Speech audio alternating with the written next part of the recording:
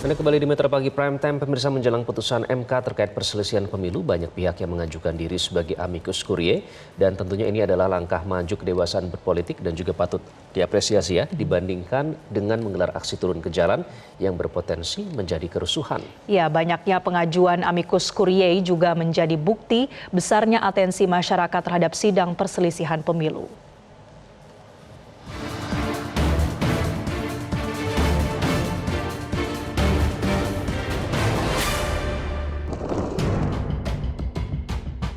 Menjelang putusan Mahkamah Konstitusi atau MK terkait perselisihan hasil pemilihan umum atau PHPU pemilihan presiden dan wakil presiden atau Pilpres pada 22 April nanti, sejumlah kalangan mengajukan diri menjadi sahabat pengadilan atau amicus curiae.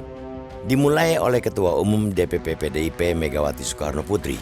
Hingga kemarin telah ada 23 dokumen mengajukan pernyataan sebagai amicus curiae, termasuk Megawati sendiri. Ini adalah amicus curiae yang terbesar sepanjang sejarah Pilpres.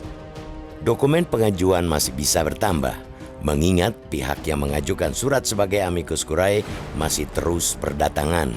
Pihak yang mengajukan datang dari berbagai kalangan masyarakat, mulai dari akademisi, budayawan, seniman, advokat, hingga mahasiswa, baik secara kelembagaan, kelompok, maupun perseorangan. Sahabat pengadilan sendiri bukanlah para pihak yang berperkara di MK, tapi bagian dari masyarakat yang menunjukkan atensi terhadap perkara PHPU Pilpres yang sedang ditangani oleh MK.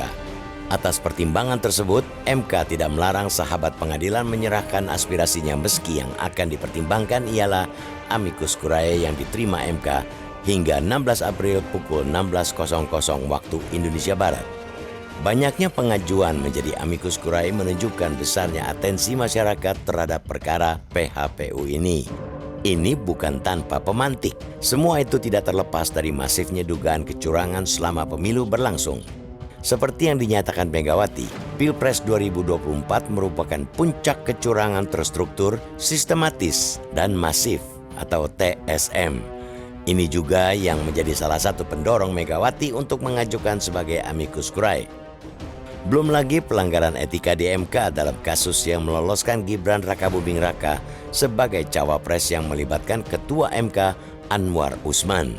Publik bisa saja ragu dengan apa yang akan diputuskan MK, sehingga mengajukan sebagian amicus curiae untuk memperkuat keyakinan MK dan independensi hakim-hakim MK.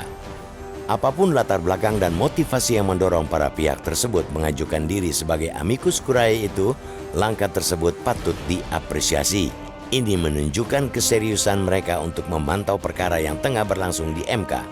Dengan memilih menempuh jalan konstitusional, bukan cara-cara mobilisasi massa untuk menyampaikan pendapat mereka ke MK, hal itu menunjukkan kedewasaan berpolitik.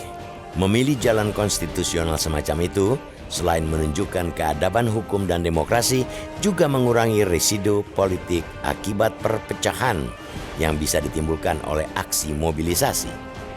Namun pihak-pihak yang mengajukan amicus curiae juga perlu menyadari bahwa apapun yang diputuskan para hakim MK terkait dengan gugatan Pilpres harus dihormati dan diterima dengan lapang dada tanpa ada upaya intervensi atau tekanan apapun.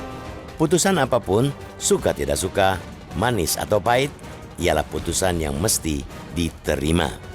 Bila kelapangan itu diwujudkan, maka keadaban kita akan lebih sempurna.